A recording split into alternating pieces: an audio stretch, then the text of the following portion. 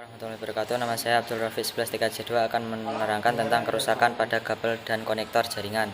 Kerusakan pada kabel dan konektor jaringan. Kabel dan konektor merupakan media penghubung antara komputer dengan komputer lain atau dengan perantara lain yang digunakan untuk membentuk jaringan. Kabel dan konektor untuk membuat jaringan LAN yang banyak digunakan ada 3 jenis, yaitu jenis kabel serat optik menggunakan konektor SC dan ST, B. Jenis kabel UTP dengan konektor RJ45, C. Jenis kabel koaksial dengan konektor BNC.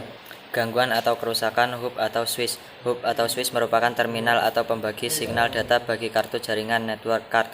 Jika hub mengalami kerusakan, berarti seluruh jaringan juga tidak dapat berfungsi untuk berkomunikasi antar workstation dengan server.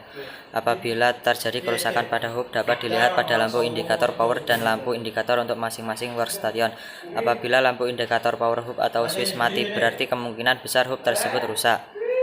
Tidak bisa sharing data. Hal ini sering terjadi dikarenakan sharing pada komputer masih disable, jadi kita harus mengaktifkan terlebih dahulu, dan biasanya karena IP yang kita gunakan salah atau sama dengan IP komputer lainnya dengan IP yang berbeda.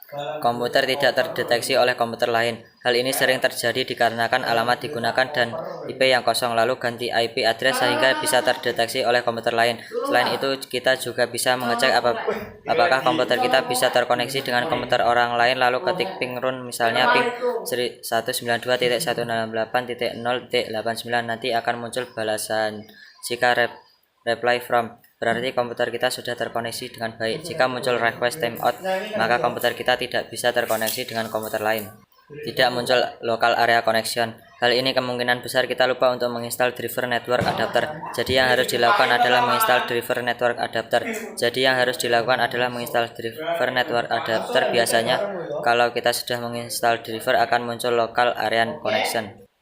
Icon LAN area connection tidak berkedip biru. Hal ini sering terjadi karena kita dalam memasang konektor kurang tepat. Coba lihat lampu indikator pada konektor apakah sudah menyala atau belum.